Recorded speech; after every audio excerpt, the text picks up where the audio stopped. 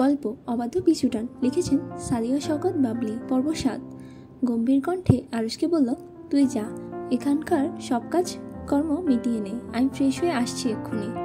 আরুষের দরজা ধাক্কালো না, চুপচাপ প্রস্থান করলো নিজের কাজে। তুর্য মিনিট 10-এর মধ্যেই ফ্রেশ হয়ে তাড়াহুড়া করে বেরিয়ে এলো ওয়াশরুম থেকে। আরুষকে এদিকের কাজে রেখে সকালে নাস্তা না করেই চটজলদি বেরিয়ে পড়লো পৃথার কলেজের উদ্দেশ্যে। যদি ভাগ্যের জোরে বউয়ের দেখাটা আসে পায়। এমনি কয়েকদিন ঢাকায় কাটাবে, বিধায় বউকে খোঁজা হবে না। বউটাকে খুঁজে না পেয়েই এই যে কয়েকদিনের জন্য সে আবার ঢাকায় যাচ্ছে, এ থেকে নিদারুণ যন্ত্রণার শিকার হচ্ছে, তা কি তার মুরগি বাচ্চার মতো বউটা জানে? একদমই জানে না। মেয়েটা তো এইটুকুই জানে না যে তার মতো এত সুন্দর হাসির বাচ্চার মতো একটা জামাই আছে তার। তুর্য পৃথার কলেজের সম্মুখে দাঁড়িয়ে এদিক ওদিক তাকাচ্ছিল। পৃথা আর রিদি আজ একসাথেই কলেজে আসছিল।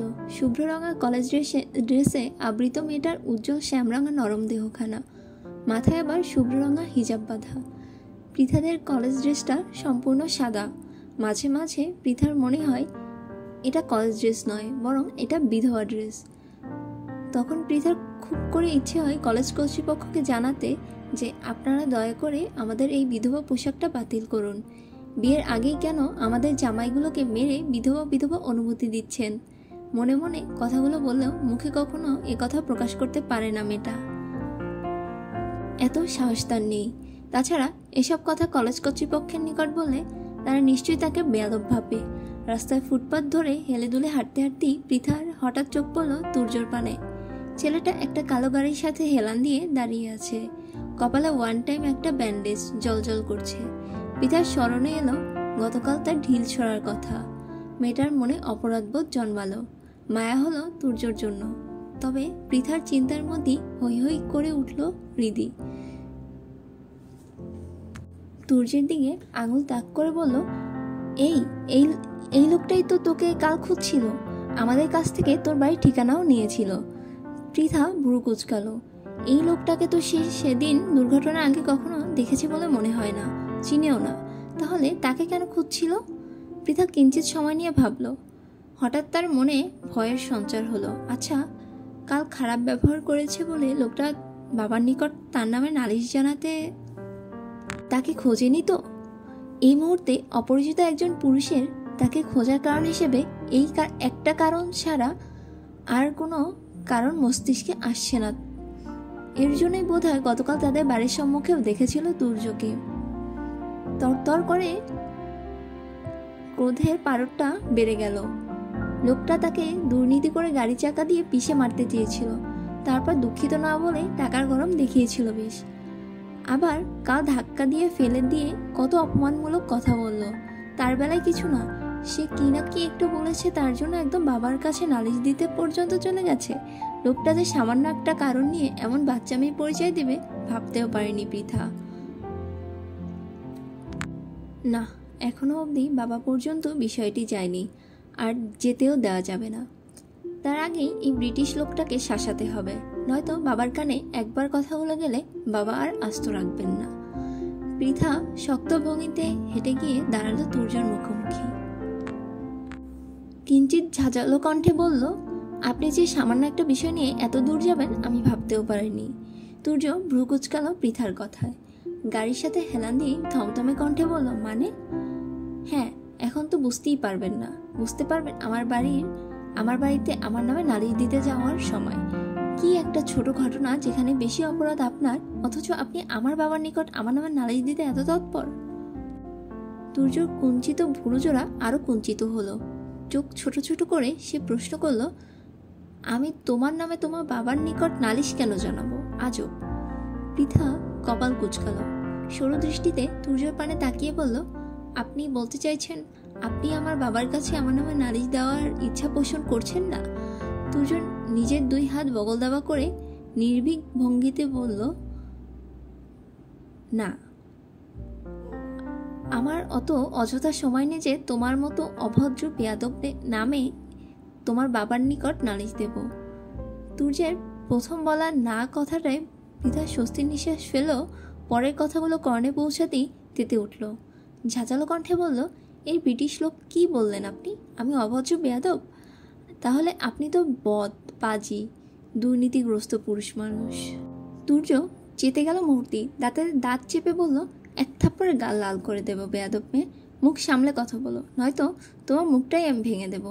পৃথা ভেঙচি কাটলো, মুখ বাঁকিয়ে বলল, ভেঙে দেখুন তো, একদম নারী নির্যাতনের মামলায় 14 বছরের জন্য জেলে পুরে দেব। আর তা অবশ্যই আপনার ওই ইংরেজদের বড়লোকি জেল হবে না, আমাদের বাঙালিয়ানা গরিব জেল। তুর্য হতভম্ব হলো। এইটুকু 5 আঙুলের মেয়ে কিনা তাকে জেলে পুরে দেওয়ার ভয় দেখাচ্ছে? এই মেয়ে কি জানে তার আসল পরিচয়? জানলে অবশ্যই জেল শব্দটা তার সম্মুখে উচ্চারণ করারও দুঃসাহস দেখাতো না। তুর্য হিসিয়ে উঠল, পৃথার দিকে তেড়ে গিয়েও নিজেকে সংযত করল। দাঁত চেপে বলল, আমাকে জেলের ভয় দেখাচ্ছ? তুমি জানো আমি কে? ইচ্ছে করলো তোমাকে। থামলো তুর্য। জোরে জোরে কয়েকটা নিঃশ্বাস নিয়ে নিজেকে সামলানোর চেষ্টা করলো। না, নিজের ক্রোধ কিছুতেই বাইরে আসতে দেয়া যাবে না, তাহলেই ঝামেলা হয়ে যাবে। খুব সহজে তার স্বরূপ প্রকাশ পেলে চলবে না। তবে এখানে আর কিছুক্ষণ থাকলে এই বেয়াদবের তাড়নায় হয়তো নিজের খোলস ছাড়তে হবে। ক্রোধে ফুসফুস করতে করতে নিজের গাড়িতে উঠে বসলো তুর্য। দ্রুত গাড়ি স্টার্ট করলো, মূর্তি সাই করে পৃথার দৃষ্টি সীমানার বাইরে চলে গেল। পৃথাও ভেঙচি কাটলো, তাচ্ছিল্য করে বলল, আসছে কোন দেশের লাট সাহেব যেন, যত সব ইংরেজদের বংশধর। কথাটা বলতে বলতেই মেয়েটা ঢুকে গেল কলেজের ভিতরে। একটু পরেই ক্লাস শুরু হবে তার। সূর্যের উজ্জ্বল রশ্মি, গরমের দিশেহারা প্রকৃতি, গাছের পাতাগুলো কেমন নেতিয়ে পড়েছে সূর্যের প্রখর তাপে।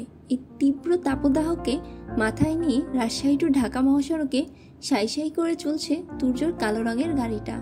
তবে হঠাৎই আরুষ রাস্তা পরিবর্তন করলো। মহাসড়ক থেকে গাড়িটা নামিয়ে নিল এক জঙ্গলের রাস্তা ধরে। তবে বেশ খানিকটা পথ পাড়ি দিয়ে গাড়িটা এসে থামলো এক ঘন জঙ্গলে। আশেপাশে জনমানবের চিহ্ন মাত্র নেই, শুধুমাত্র গাছে গাছে কিছু খেচর শ্রেণীর প্রাণী এবং কীট পতঙ্গের সমাগম। তুর্য নেমে দাঁড়ালো গাড়ি থেকে। আশেপাশে একবার সজাগ দৃষ্টি বুলিয়ে এগিয়ে পা বাড়ালো সম্মুখ পানে। কিঞ্চিত পথ পাড়ি দিতেই সম্মুখে দৃশ্যমান হলো পুরনো ভাঙাচোরা একটা বাড়ি। আরুষকে সাথে নিয়ে বাড়ির ভিতরে ঢুকলো তুর্য। দুইজনই এসে থমকে দাঁড়ালো শ্যাওলাপাড়ার শেষসাথে কক্ষের সম্মুখে। কক্ষের দরজায় বিশাল এক তালা ঝুলিয়ে পথ রোধ করে রাখা হয়েছে। তুর্য ভুরু কুঁচকে তাকালো আরুষের পানে। আরুষ তাড়াহুড়া করতে শুরু করলো। দ্রুত পকেট থেকে চাবি বের করে খুললো তালাটা। তুর্য সময় ব্যয় করলো না। পুরনো কাঠের দরজা ক্যাচ ক্যাচ ধ্বনি তুলে ভিতরে ঢুকলো। খোলা দরজা থেকে আসা আলোয় আলোকিত হলো অন্ধকার রুমটা। সম্মুখে দৃশ্যমান হলো চেয়ারের সাথে হাত পা বাঁধা, মুখ বাঁধা অবস্থায় এক অর্ধবয়স্ক পুরুষের দুর্বল তার চাউনি। শরীরের পোশাকের অবস্থা বেহাল, মনে হচ্ছে কেউ ভীষণ নির্মমভাবে টেনে হিচড়ে এখানে তুলেছে। তুর্য তেতে উঠল, গলা চড়িয়ে বলল, এটাকে চেয়ারের সাথে বেঁধেছিস কেন আহাম্মক? চেয়ার কি মাগনা পেয়েছিস? আমার টাকায় কেনা চেয়ারে কেন এই দূষিত লোকজনকে বসিয়েছিস বেয়াদব? আরও হন্তদন্ত হয়ে ছুটে গেল চেয়ারের নিকট। চেয়ারের থেকে দ্রুত লোকটাকে খুলে ছুঁড়ে ফেললো নিচে। তুর্য বাঁকা হাসলো, হাঁটু মুড়ে বসলো লোকটার পাশে। হাত বাড়িয়ে একটানে খুলে নিল লোকটার মুখে লাগিয়ে রাখা এতক্ষণের কস্টেপটা। সাথে সাথে শোনা গেল লোকটার গগনবিদারী চিৎকারের ধ্বনি। তুর্য খুব একটা পাত্তা দিল না সেদিকে। লোকটার পানে তাকিয়ে ঠান্ডা কণ্ঠে বলল, শাহিন মির্জা জাল টাকা, ড্রাগ, ইয়াবা সহ আরো অনেক অবৈধ ব্যবসার সাথে জড়িত। স্ত্রীর সবটা জানতে পারায় 3 বছর আগে স্ত্রীকেও খুন করেছিলি। কথাটা বলি পুরো কুচকালো তুর্য। ঘাড় বাঁকিয়ে আরুষের পানে তাকিয়ে বলল, আমারও কি এখন আমার বউকে মেরে দেওয়া উচিত আরুষ? বউটা আমার নিকট ধরা দিচ্ছে না, আর জ্বালাও কামাচ্ছে। আমার পড়তেছি লাইনটা একটু ভুল হয়ে গেছে, যাই হোক। বউটা না আমার নিকট ধরা দিচ্ছে আর না জ্বালানো কমাচ্ছে। আরুষ কাচুমাচু মুখ করলো, আমতা আমতা করে বলল, বউকে মারলে আপনি বউ পাবেন কোথায় স্যার? তুর্যর কপালে ভাঁজ পড়লো, ভাবুক ভঙ্গিতে বলল, তাও ঠিক। কথাটা শেষ করে তুর্য আবার তাকালো সম্মুখের অবহেলায় পড়ে থাকা শাহিন মির্জার পানে। নির্বিকার ভঙ্গিতে বলল, বউ না হয় তোর কালো দুনিয়া সম্পর্কে জেনে গিয়েছিল বলে মেরে ফেলেছিলি, কিন্তু শ্বশুরকে কেন মারলি? তোর শ্বশুরও কি আমার শ্বশুরের মতো রাজাকার ছিল নাকি? শাহিন মির্জা ভয়ার্থ দৃষ্টিতে তাকালো তুর্যর পানে, কম্পিত কণ্ঠে বলল, আপনি কে? তুর্য বাঁকা হাসল, আরুষের পানে ইশারা করে শাহিন মির্জাকে বলল, ওই ছেলেটাকে চিনিস? ওর নাম আরুষ শেখ। আরুষ শেখ নামটা কর্ণে পৌঁছাতেই কেঁপে উঠল শাহিন মির্জা, ভয়ার্থ দৃষ্টিতে তাকালো আরুষের পানে, অস্ফুট কণ্ঠে বলল, আরুষ শেখ। তুর্য উঠে দাঁড়ালো, আরুষের পানে তাকিয়ে বলল, মুরগি বাচ্চার মতো বউটার জন্য কলিজাটা কেমন ছ্যাঁত করছে আরুষ। আমি বরং গাড়িতে গিয়ে বসি একটু, কল্পনা বউয়ের সাথে বাসরটা সারি, ততক্ষণে তুই এটার সেবা যত্ন কর। কথাটা বলেই তুর্য ধূপধাপ পা ফেলে বেরিয়ে গেল কক্ষ থেকে। আরুষ ঘাড় ঘুরিয়ে তাকালো সেদিকে, অতঃপর আবার তাকালো শাহিন মির্জার পানে। এতক্ষণে কাচুমাচু খোলস ছেড়ে বেরিয়ে এলো ছেলেটা। মুহূর্তেই আরুষের চোখে মুখে ফুটে উঠল ভয়ঙ্কর হিংস্রতা। কক্ষের এক কিনারায় রাখা মোটা রডগুলোর একটি রড হাতে তুলে নিল, বাঁকা হেসে বলল, ওয়েলকাম টু হেল বেইব, অর্থাৎ নরকের মধ্যে তোমাকে স্বাগতম। অবাধ্য পিছুটানের পর্ব 7 এখানেই শেষ হলো। পরবর্তী পর্ব অতি দ্রুত আসবে। আমার ভুল ত্রুটি থাকলে দয়া করে ওগুলো ধরিয়ে দেবেন, যেহেতু আমি নতুন, ভুল ত্রুটি থাকবে স্বাভাবিক, কিন্তু আমি সেটাকে শুধরানোর ট্রাই করব। অবশ্যই আপনারা আমার পাশে থাকবেন। ধন্যবাদ।